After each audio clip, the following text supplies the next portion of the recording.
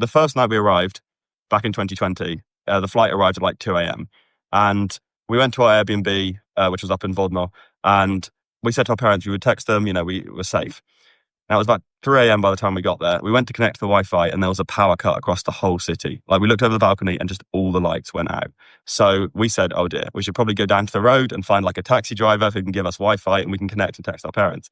Anyway, eventually we were walking along the road up in Vodno and we saw this girl like walking her dog. And I was like, excuse me, can you give us Wi-Fi so I can text my parents?